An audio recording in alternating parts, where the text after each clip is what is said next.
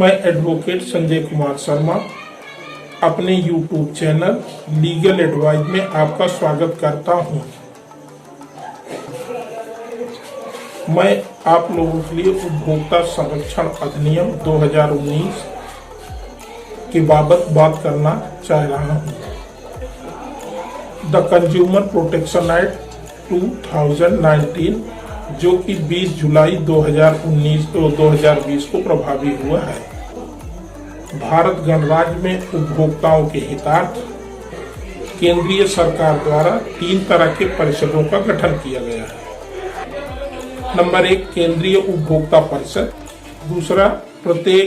राज्य में राज्य उपभोक्ता परिषद का गठन, नंबर 3 जिला उपभोक्ता परिषद। जिला उपभोक्ता परिषद के बारे में बात करने वाला सबसे पहले हम बात कर रहे हैं जिला उपभोक्ता संरक्षण परिषद की, जो राज्य के प्रत्येक जिले में स्थापित किया गया है। इस नियम के अधीन उपभोक्ताओं के संरक्षण के हितार्थ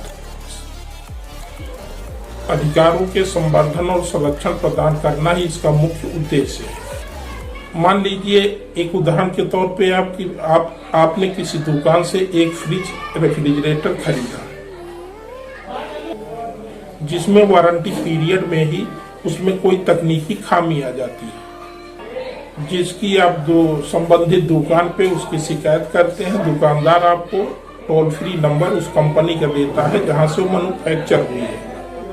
परंतु जिम्मेदार लोगों के द्वारा उसमें तरह तरह की आनाकानी की जा रही है और शिकायत का निस्तारण नहीं किया गया, जबकि आप द्वारा क्रय किया गया सामान वारंटी पीरियड में है। उसमें आपको चाहिए कि आप स्वयं अथवा आपके किसी अधिवक्ता द्वारा उक्त कंपनी और दुकानदार दोनों को एक विधिक नोटिस प्रेषित करें और नोटिस में दी गई अवधि कम से कम 15 दिन बीत जाने के पश्चात आप उस विधिक नोटिस की प्रत और अपना वाद लेके एक परिवार जिला उपभोक्ता संरक्षण परिषद में आप कर सकते हैं। उस पीरियड में अगर आपका निस्तारण उक्त कंपनी और दुकानदार द्वारा नहीं किया गया उस पर अवधि के अंदर, तो आप तत्काल उसकी शिकायत जिला उपभोक्ता फोरम में जाके करें। आपको बताते चले कि इसके पूर्व उपभोक्ता संरक्षण अधिनियम 1986 में प्रत्येक जिला उपभोक्ता संरक्षण परिषद को मात्र 20 लाख रुपए तक ही परिवाद ग्रहण करना और उसका निराकरण करने का ही अधिकार था, परंतु अब इसकी क्षमता में वृद्धि करते हुए उपभोक्ता संरक्षण अधिनियम 2020 में इसकी क्षमता में वृद्धि करते हुए 1 करोड़ रुपए तक का अधिकार दिया गया है। जिला उपभोक्ता फोरम का अधिकार क्षेत्र, जिसकी अधिकारिता में परिवाद दायर करने के समय विरोधी पक्षकार जहां 1 से अधिक है, जो उस जिले में साधारणतः निवास करता है या कारोबार करता है या उसका अपना शाखा कार्यालय उस क्षेत्र में कार्य करता है, तथा वाद का कारण जहां उत्पन्न हुआ हो, तथा परिवादी स्वयं उस जिले के अधिकार क्षेत्र में निवास करता हो या लाभ के लिए निजी रूप से कार्य करता है।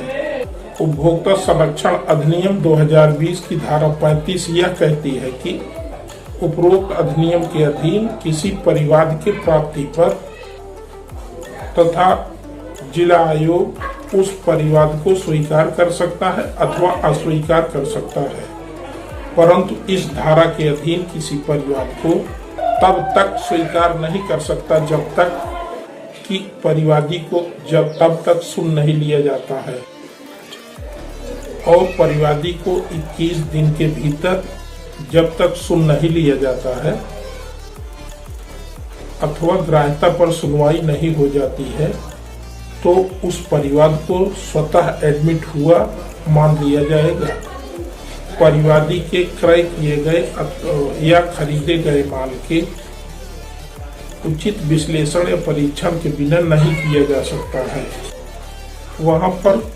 परिवादी के क्रय किए गए माल का नमूना लेकर सील बंद करेगा और जहां फोरम उचित समझेगा वहां समुचित प्रयोगशाला में परीक्षण के लिए भेजेगा। प्रयोगशाला द्वारा वांछित माल में कोई त्रुटि है या नहीं, अपनी रिपोर्ट 45 दिन अवधि के भीतर जिला उपभोक्ता परिषद को भेजेगा। परंतु यह ध्यान रहे कि प्रयोगशाला में लगने वाले आंशिक खर्च को आपको भुगतान जिला उपभोक्ता परिषद के संबंधित खाते में करना होगा। धारा 36 के अधीन जिला फोरम द्वारा परीक्षण की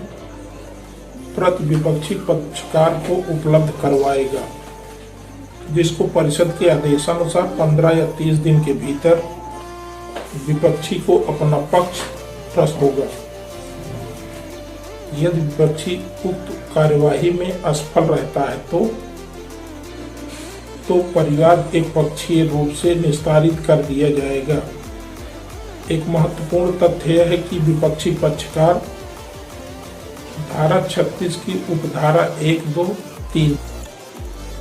2, 3 में अभिकथित प्रक्रिया का उसका अनुपालन करने वाली कार्यवाहियों को इस आधार पर किसी न्यायालय में प्रश्नगत नहीं किया जा सकेगा कि इसमें नैसर्गिक न्याय के सिद्धांत का अनुपालन नहीं हुआ है। प्रत्येक परिवाद की सुनवाई जिला फोरम द्वारा शपथ पत्र और दस्तावेजी साक्ष्य के आधार पर होगा। जिला फोरम को वही शक्तियां प्राप्त होंगी जो वाद के विचारण करते समय सिविल प्रक्रिया संहिता 1908 की धारा 5 के अधीन किसी सिविल न्यायालय में निहित होती है। और सबसे महत्वपूर्ण बात है कि जिला आयोग के समक्ष प्रत्येक कार्यवाही भारतीय दंड संहिता 1860, जिसको हम आईपीसी कहते हैं, का 45 की धारा 193 और धारा 228 के क्रम में उसको न्यायिक कार्यवाही समझी जाएगी। और जिला आयोग दंड प्रक्रिया संहिता 1973, जिसको हम सीआरपीसी कहते हैं, एवं 1974 का 2 की धारा 195 और अध्याय 26 के प्रयोजनार्थ और दांडिक न्यायालय के रूप में कार्य करेगा। जिला आयोग को यदि यह समाधान हो जाता है कि जिस माल के विरुद्ध परिवाद दायर किया गया है उस माल में त्रुटि व कमियां हैं और उपभोक्ता से अनुचित व्यवहार व व्यापार किया गया है और परिवादी का दावा साबित हो गया है, तो जिला फोरम त्रुटिगत माल को वापस कर नए माल से बदलवाएगा या बाद खर्च में ब्याज के वापस दिलवाएगा और उपभोक्ता द्वारा सहन की गई हानि को प्रतिकर के रूप में दिलवाएगा। ध्यान देने वाली बात यह है कि जो माल त्रुटिपूर्ण पाया गया है जिसमें मैन्युफैक्चरर कमियां हैं, तो यदि फोरम की यह राय है कि तो भारी संख्या में ऐसे उपभोक्ताओं द्वारा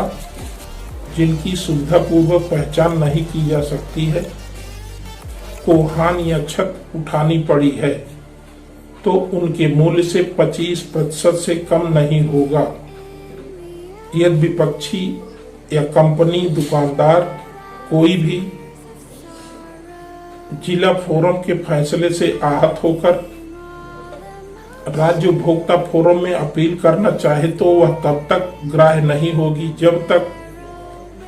जिला फोरम द्वारा निर्धारित राशि का 50% अदा करना होगा। तत्पश्चात ही राज्य उपभोक्ता फोरम में आपका परिवाद दाखिल हो सकेगा। यदि विपक्षी धारा 80 के अधीन मध्यस्थता द्वारा समझौते के अनुसरण में जिला आयोग द्वारा धारा 81 की उपधारा 1 के अधीन किसी आदेश से कोई अपील नहीं की जाएगी। धन्यवाद।